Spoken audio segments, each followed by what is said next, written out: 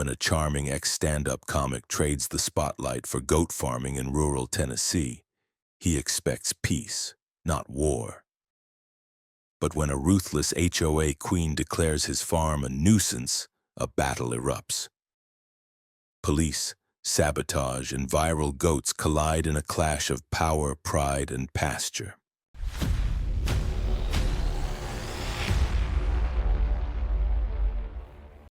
You'd think after 10 years doing stand-up in every dive bar, cruise ship, and regrettable hotel ballroom across this country, I'd seen enough crazy to last me a lifetime. But nothing, and I mean nothing, could have prepared me for suburban Tennessee with a pissed-off HOA president in a Mercedes and pearls. Comedy prepares you for hecklers. It doesn't prepare you for Patricia. The morning it all began, I was ankle-deep in goat feed and half listening to Dolly Parton croon through the barn's Bluetooth speaker. Just another day in paradise, as I like to call it. My girls, 60 sturdy, spoiled goats, were milling around like celebrities waiting for room service. I had one eye on a stubborn feeder and the other on my coffee, which had already gone cold. Nothing unusual, until I heard the crunch of tires on gravel, and that's when I knew my morning was about to get real interesting. She rolled in like a tax audit, slow, silent, and full of bad news. A white Mercedes, sparkling like it had never touched a dirt road in its life, turned onto my drive like it owned the place. Out stepped a woman who looked like she'd never walked on grass without supervision. Designer pantsuit, pearl necklace tight enough to suggest some light strangulation, and a face that said she smelled something worse than goat manure. Which, I might add, was ironic given the context. "Excuse me," she called out, in that crisp nasal tone that usually belongs to people who carry tiny dogs and write Yelp reviews as a hobby. "Are you the owner of this establishment?" I didn't look up from the feed bucket. "It's a farm, ma'am. But I like how establishment sounds. Real upscale. Might rebrand. The Happy Goat Lounge. Has a nice ring, doesn't it?" She didn't even blink. No smile, no chuckle. Just stared like I'd farted in church.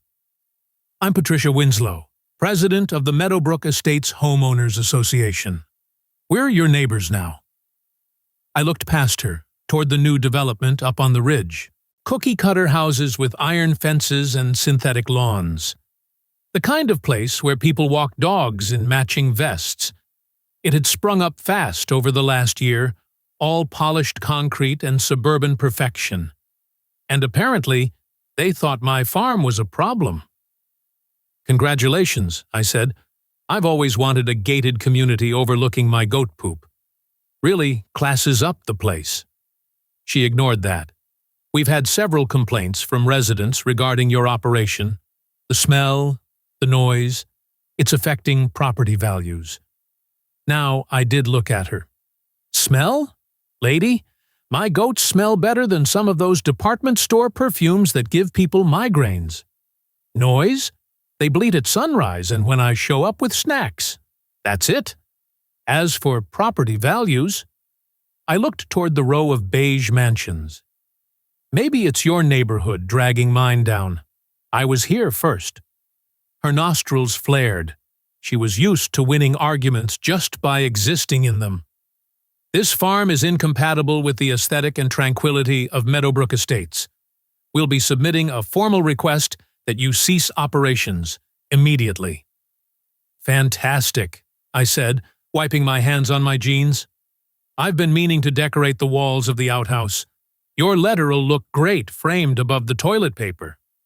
She didn't budge. "You may think this is a joke, but you'll be hearing from us. You're not above the standards we set for this community." I stepped closer, just enough that she could see the dirt under my nails and the flecks of hay in my beard. "Ma'am, I'm not in your community. I'm on my land. Bought it with cash, no mortgage, no HOA. Just me, my goats, and the Tennessee sun. Patricia's lips thinned into a single line. She turned without another word, got back into her pristine Mercedes, and reversed like she was fleeing a crime scene. I gave her a big wave. "Stop by any time! We've got samples! First wheel's free!" She didn't look back. I swear I saw her flinch when she hit a small patch of mud on the way out. That was the first time I met Patricia Winslow, the queen of Meadowbrook Estates. At the time, I thought it was just an awkward encounter with a control freak. Maybe she'd yell at her neighbors. Maybe she'd fire off a few emails.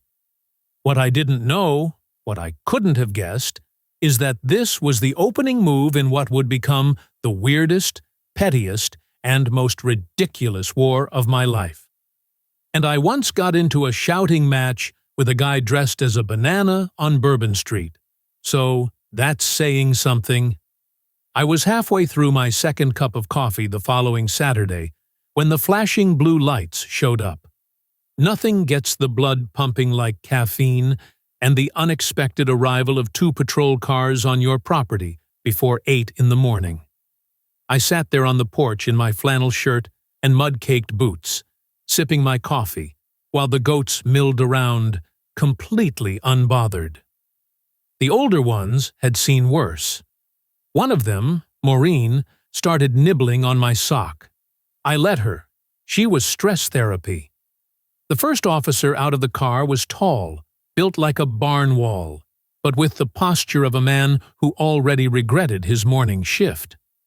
He was followed by a younger cop with a clipboard and the kind of haircut that said he still ironed his jeans. "Mr. Bo Harrison?" the older one asked, walking up my porch steps. "Yes, sir," I said, standing up slow and calm. "What can I do for you, gentlemen?" The second officer spoke, trying to sound official but polite. "We've received a complaint alleging several violations: illegal commercial activity, unsanitary conditions, and possible animal abuse." I stared at him for a second. Then I set my mug down. "Animal abuse?" I said slowly.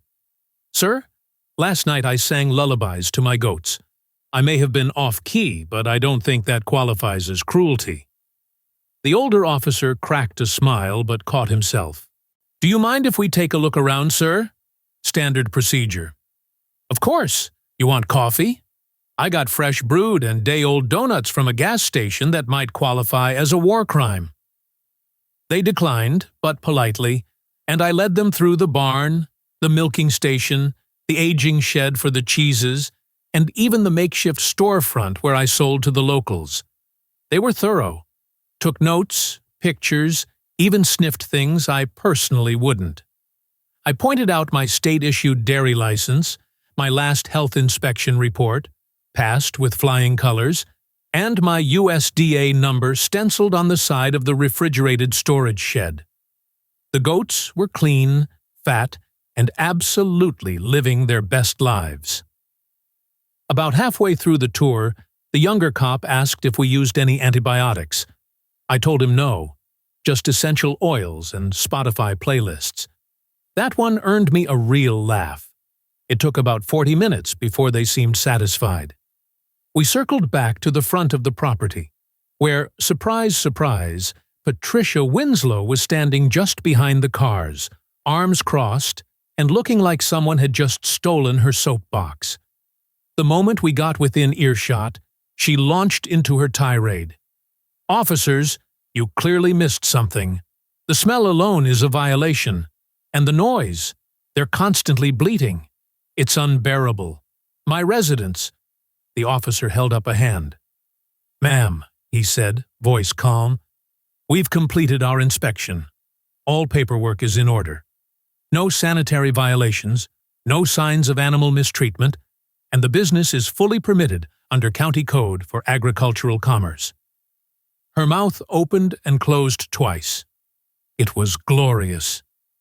"But the goats! This is a residential area." "It's a rural agricultural zone, ma'am. The subdivision next door is residential, yes, but this land has been zoned agricultural for over 80 years. Nothing about Mr. Harrison's operations violates any ordinances." She took a breath that I'm pretty sure was supposed to lead into another rant, but the officer kept going. "Furthermore, your complaint included an accusation of animal cruelty. That's serious, ma'am. Do you have any evidence to support it?" She blinked, caught off guard. "Well, no, but the smell. The smell is not cruelty, ma'am." The silence was delicious. Then came the real kicker. The officer looked to me, then back at her. "Ma'am, filing a knowingly false report of animal abuse is itself a criminal offense under state law. Do you understand that?" She looked like someone had just slapped her with a wet rag. I didn't know it was false. I assumed." "Assumptions aren't evidence. Please turn around." She froze. "What?" "You're being placed under arrest for filing a false report of criminal conduct. You have the right to remain silent." And just like that, Patricia Winslow, HOA queen and pearl-wearing nightmare, was being cuffed on my front gravel. Her expression cycled through rage, disbelief, and finally, that wonderful shade of humiliated that sticks with a person for life. As they walked her past me, I raised my hand cheerfully. "Hey, officer, do me a favor. Give her my business card. Next time she wants a tour, she could just schedule one like everyone else." The officer gave me the tiniest smirk. Patricia, however, didn't find it quite as funny. The goats watched the whole thing in passive interest. I think Maureen sneezed in solidarity. Patricia was out on bail before sunset, which I only knew because 3 different people from Meadowbrook Estates drove by my gate that evening, pretending not to stare. Word travels fast when the self-appointed queen of conformity gets walked to a cruiser in cuffs. I spent that night milking goats and laughing to myself, figuring the whole mess would quietly evaporate once embarrassment did its job. I was wrong. By Monday morning, my phone started vibrating like it had discovered espresso. The county zoning office left a message about a petition for land use reclassification. The health department scheduled what they described as a routine follow-up inspection. By lunch, I had an email from the State Agriculture Board asking for clarification about my waste management practices. None of it sounded friendly. It became clear pretty fast that this wasn't random. This was Patricia's wounded ego weaponizing bureaucracy. Over the next 3 weeks, I had more inspectors walk my property than I'd had dates in my entire comedy career. And I once dated a woman who only spoke in Yelp reviews. Sanitation, zoning, fire safety. Even the water authority showed up, all armed with clipboards and polite smiles. I kept my sense of humor for the first few visits, cracking jokes about my goats unionizing. But by the 4th inspection in 8 days, I started feeling like I was living inside a filing cabinet. Every single department found nothing. My land had been classified agricultural since before disco was a crime. My cheese room was cleaner than most hospital break rooms. And my goats were apparently the healthiest animals one of the vets had seen all month. I pinned the inspection certificates on the barn wall like merit badges. Then the restaurants started calling. At first, it was gentle. One owner said they were taking a short pause. Another mentioned they were reviewing supplier relationships. Finally, late one afternoon, my phone rang and the name on the screen made my stomach drop. Gino Torelli. His place, Ristorante di Campagna, was my biggest account. Real Italian cooking, brick oven, goat cheese risotto that people drove 2 counties for. "Oh," he said slowly, not using his usual thunder laugh greeting. "I gotta ask you something, and I don't like the way I'm asking it." I told him to shoot. "There's been talk," he said. "Emails, messages, somebody saying there were sanitation issues at your place, that you'd failed inspections. They sent what looked like official notices." My chest tightened. "Gino, you've been to my farm. You've eaten here. You've seen my paperwork." I know," he said quickly. "That's why this doesn't sit right. But my insurance guy saw the message and nearly had a heart attack. If it's true, and I ignore it, they'll hang me with my own linguine." I told him about the endless inspections, the clean reports, the whole HOA circus. He was quiet for a long moment. "Bo, I believe you," he said finally. "But until I figure out who's feeding me this garbage, I gotta pause orders. Just for now."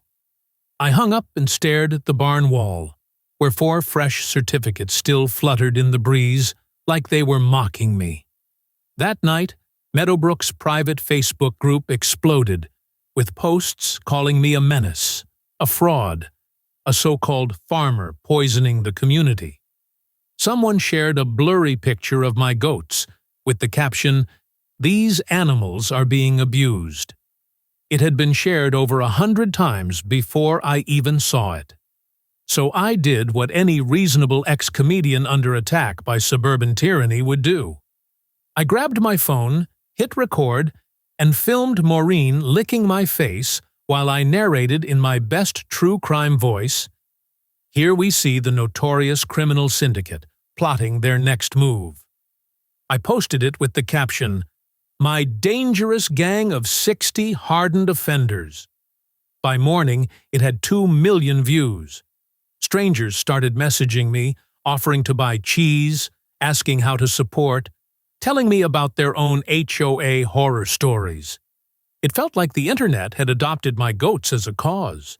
But, as good as that felt, the knot in my gut didn't loosen. Somebody was actively trying to kill my business, and judging by the timing, I didn't need a jury to guess who was pulling the strings. I didn't expect her to show up again. Not after the arrest, not after the rumors, not after the health department became my unofficial roommates. But there she was. One warm Thursday afternoon, I was hosing down the milking station when a beige Lexus pulled up like it was afraid of getting dirty. Out stepped Patricia Winslow. No pearls, no heels, no Mercedes. Just a plain gray sweater, sensible shoes, and a face like she'd been practicing contrition in the mirror all morning. I waited. She stood near the fence, hands clasped, almost human. "Mr. Harrison," she began, voice softer than I'd ever heard it, "I'd like to apologize." I blinked. I was expecting legal threats, not humility. She stepped forward, carefully avoiding mud like it might infect her. "I was wrong to escalate things. I let my pride get in the way. This community, it was supposed to be peaceful.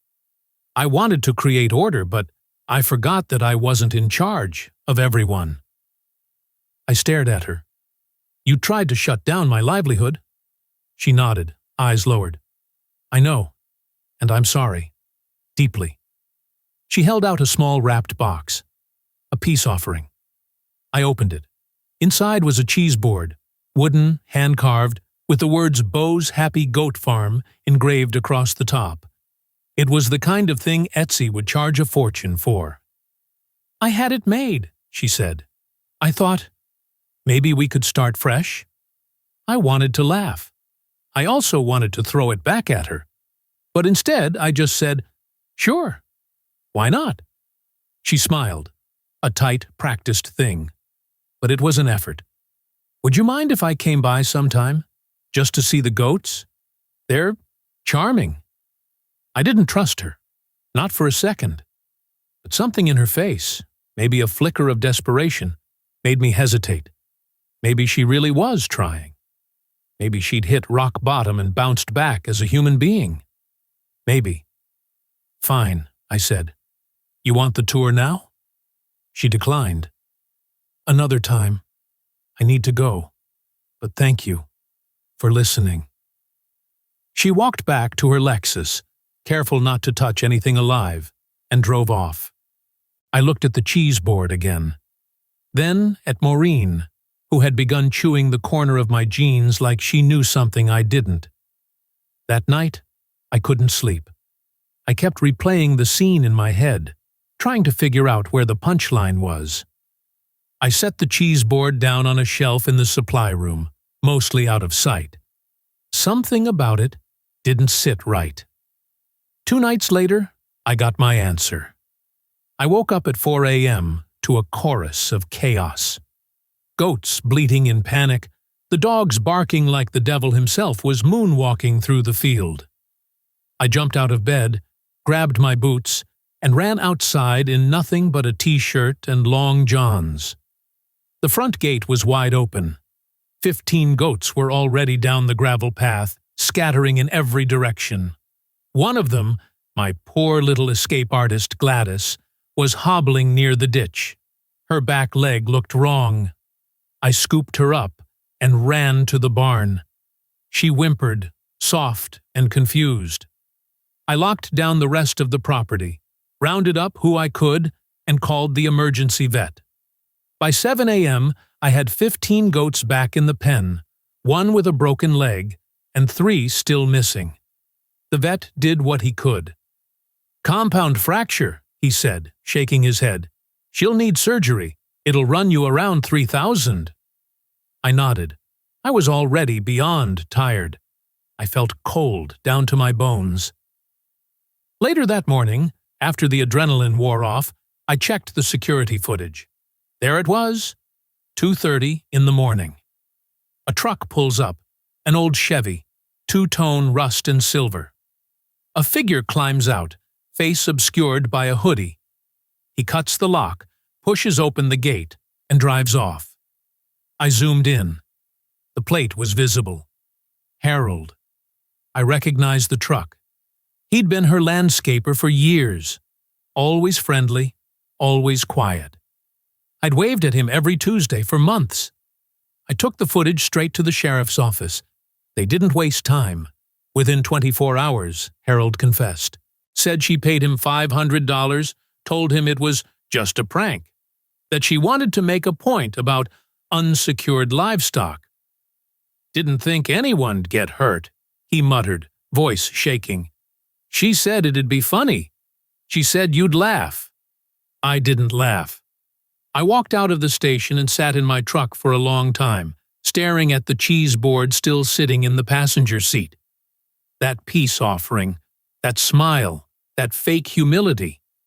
It was a setup. And I had let her walk right through my fence. I don't know what was colder the morning after Harold confessed. The air outside or the realization that Patricia Winslow had faked a peace offering just to line up her next punch. I stood in the barn, staring at the cheese board she gave me, thinking about the lock, the truck, the goat with a shattered leg, and the way she said the words, "Let's start fresh," like she was reading from a script. $3,000 in vet bills. 1 goat down for at least 2 months. And 3 others spooked enough they refused to leave the shelter. I'd played it calm up to that point, joked, smiled, turned everything into a punchline. But now? No. No more. This was no longer petty harassment. This was criminal. I drove back to the sheriff's office, not just to hand over the footage of Harold and the plate number again, but to press formal charges. They were already moving fast. Harold had flipped completely. Claimed Patricia told him it was just a joke, that she was trying to make a point. When they asked why he agreed, he said she offered him $500 and told him, "Bo's just a goat guy. He won't make trouble." Oh, Patricia. The sheriff nodded grimly when I showed him the clip again. "We'll need a warrant for her phone and home communications, but if Harold's statement checks out, she's in serious trouble." I didn't need to hear more. I knew it in my gut. That afternoon, something else happened that I hadn't expected. Gino called me. "Bo," he said, voice low and tense, "I got something." He asked to meet in person, so I drove down to his restaurant, tucked just off the main road, That beautiful little spot with the ivy-covered patio and the smell of garlic you could practically taste from your truck. He sat me down in his office and pulled up his email inbox. "I've been thinking about all this," he said. "About those rumors, the timing, the way my insurance guy got an anonymous tip just days after you made that TikTok video. It didn't sit right. So I started digging." He showed me the emails. One came from a burner Gmail account. No name, just a string of numbers. The tone was formal, like it was written by someone pretending to be a health inspector. It claimed my products had trace contaminants and irregularities in processing. Bullshit, but scary sounding. Another email followed, pretending to be from an anonymous whistleblower at the Agricultural Board. It warned that selling my cheese could result in a compliance audit. "That one," Gino said, tapping the screen, "made me pause orders. But look here." He pulled up another message. Same burner account. But this one, it forgot to delete the email thread. Attached at the bottom was a copy-pasted conversation with a different recipient. I read it once, then twice. It was Patricia. She was writing to someone, likely another HOA member, about strategic pressure points and influencing local businesses through suggestion rather than direct accusation. One line stood out like a bullet hole in a wedding dress. "If we make the restaurants uncomfortable enough, he'll have no outlet, no buyers. The farm will fold, and we'll be rid of the smell." My hands clenched the arms of the chair. Gino leaned back, rubbing his temples. "I didn't know what to do with this," he said, "but I figured you would." I thanked him, genuinely. And I promised him right then that when all this was over, he'd be first in line for the next wheel of cheese, signed by every goat personally. I handed the emails to the sheriff's office that evening. Between Harold's confession, the gate footage, and Gino's evidence, we had a full picture. But the final blow came from someone I didn't expect. A few days later, I was called to a meeting at the county attorney's office. They'd issued a warrant for Patricia's digital communications, and what they found was a mess. Texts coordinating the HOA campaign, anonymous complaint templates, even voice memos with rants about how disgusting my goats were. But that wasn't the twist. The real surprise came when I met the attorney assigned to the case. She was in her 60s, with a sharp suit, no-nonsense haircut, and eyes that had probably scared more than one banker into silence. Her name was Lillian Leslie Carver. She extended a hand and said, "You're the goat guy. Been looking forward to this." I blinked. "And you are?" "I'll be assisting with the case against Patricia Winslow." "I've known her a long time," she said, with a tone that implied that history wasn't a fond one. It turned out Leslie had been a teacher back in New York. At the same private school Patricia used to run before her sudden retirement. Leslie taught American government. Patricia, apparently, taught manipulation. She was good at appearances, Leslie said. Exceptional even. But behind the scenes, she was a tyrant. Fixed grades, falsified reports, tried to get me fired when I reported her for intimidating staff, and the board covered it up because her husband was a major donor. I left. She stayed. Until the IRS started sniffing around the school's finances, and she quietly moved to Tennessee. I stared at her. "Why are you telling me this?" "Because I've waited a long time to see her answer for something. And this time, she's not protected by donors, boards, or fake smiles. This time, she's just a citizen. And she picked the wrong damn goat." She smiled. I liked her instantly. Leslie joined the prosecution team. Between her knowledge of Patricia's history and the piles of new evidence, the case began to build like a storm cloud over Meadowbrook. The town was starting to talk. Local papers caught wind of the story. HOA president faces allegations of sabotage, defamation, and criminal mischief. The comments section was a war zone. Some residents defended her, claimed she was just trying to protect the community. But more and more began speaking up about her past behavior. Secret fines, intimidating letters, HOA meetings that felt more like court hearings than discussions. People were starting to realize what I'd learned the hard way. Patricia didn't want peace. She wanted power. And when she couldn't get it cleanly, she went dirty. And now?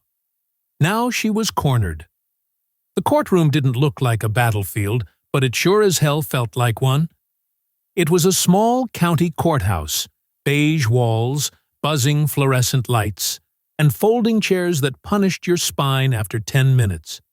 The kind of place where farm disputes, fence disagreements, and the occasional meth arrest got sorted out with a gavel and a sigh.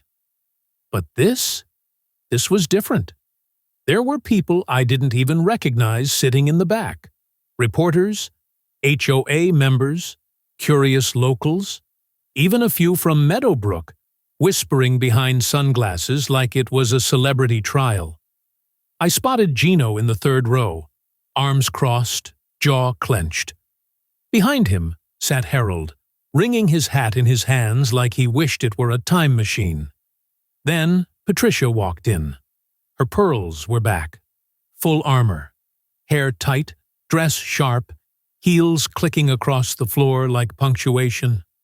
She held her chin high, like this was a misunderstanding she would correct with a single condescending glance. She scanned the room like she was expecting applause. She didn't get any. The charges were read out loud. Filing a false police report. Criminal mischief and property sabotage. Defamation with intent to harm commercial activity. Animal cruelty resulting from indirect sabotage. Witness tampering and organized harassment.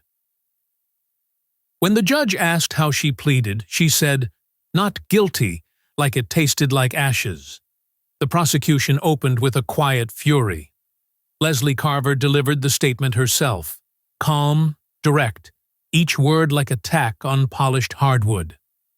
This case is not about goats. It is not about smell. It is about control.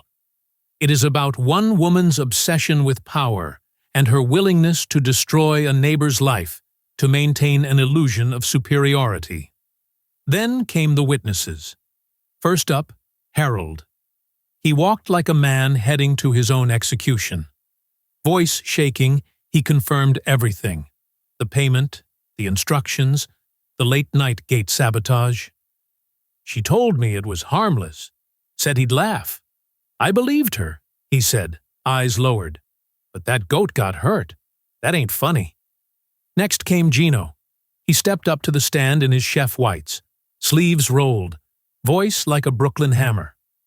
I got emails, threats, lies, fake inspections, all from some burner account that, surprise, just happened to match a thread written by Ms. Winslow herself. He slapped a printed copy of the email thread on the evidence table. I almost tanked my own restaurant because I believed what she said about him. Patricia didn't even blink. Her lawyer objected, citing irrelevance. The judge overruled. Then came me. I told my story. The inspections, the slander, the loss of contracts, the injured goat, the fake apology, the cheese board that ended up being part of her little performance. She came onto my land smiling, I said, and 2 days later, I was picking up broken animals off a county road. The courtroom was quiet. Then, finally, Leslie stood again.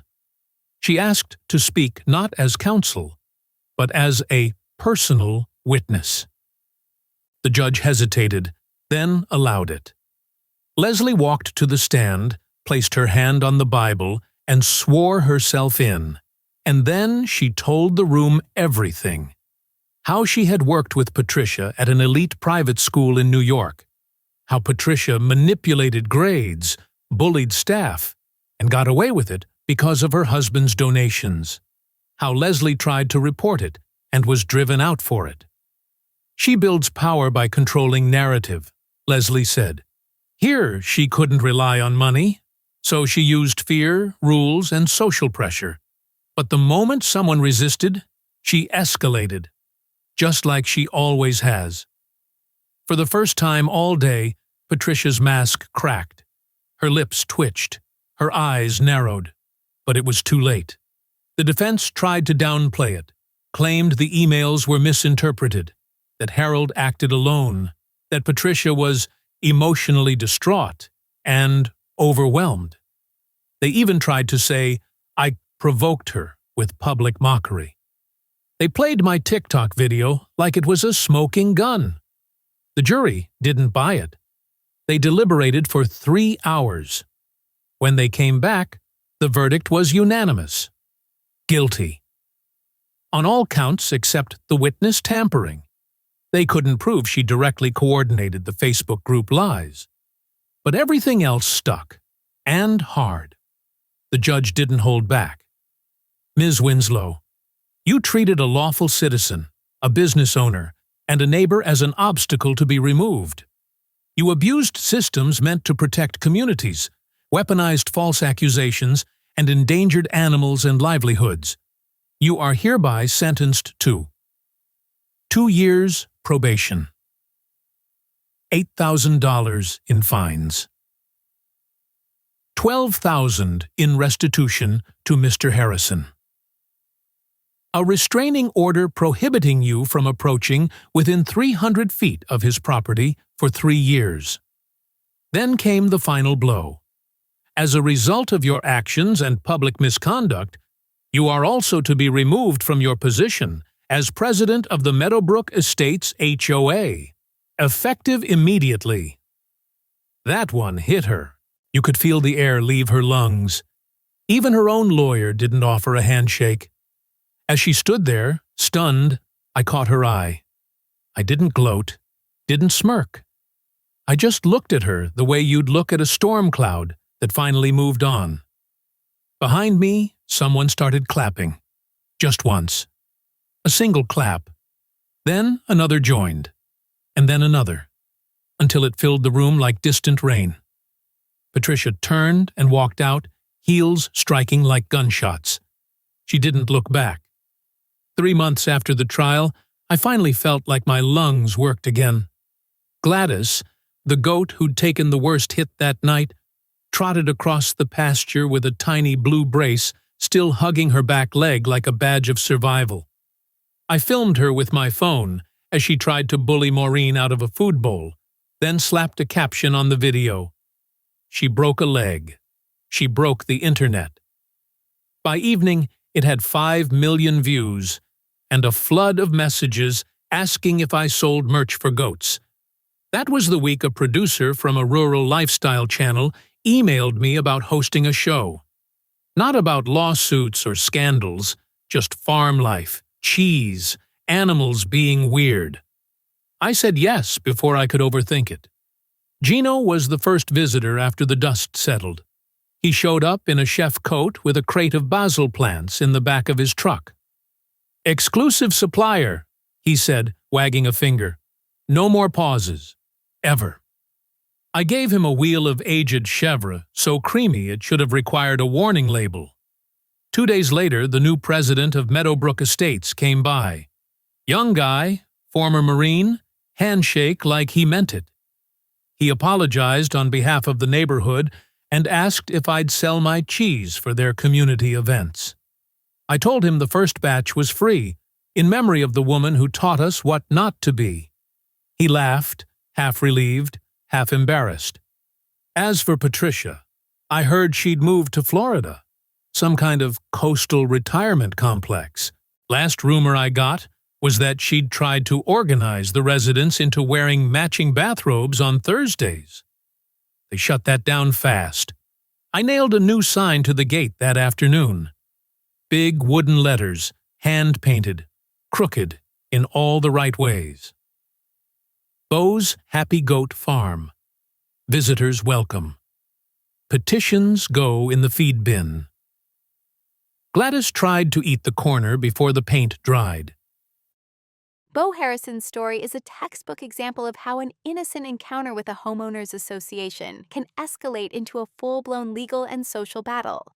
Bo, an independent farmer living peacefully on his own land, suddenly finds himself at odds with Patricia, the self-important president of a nearby HOA. She claims his goat farm is hurting the image and property values of their newly built community. Though his land is not part of the HOA, Patricia acts as though she has authority over it, leading to escalating threats, police involvement, and harassment. But is this just absurd suburban comedy? Or are there serious lessons here? Bo made some critical mistakes early on. He underestimated the seriousness of Patricia's visit and treated it as a joke instead of a potential legal threat. He didn't document the encounter, didn't issue a formal written response, and didn't immediately gather legal proof of his land's independence from the HOA. This left space for the HOA to increase pressure. And that's the danger. HOA boards aren't just nosy neighbors. They're structured entities that know how to manipulate systems, police, and even legal codes. What could Bo have done differently? First, he should have sent a certified letter formally asserting his legal status, with attached property documents. Second, he could have posted clear signage along his property lines. Third, he should have retained a lawyer early and started documenting HOA interference via video and written logs.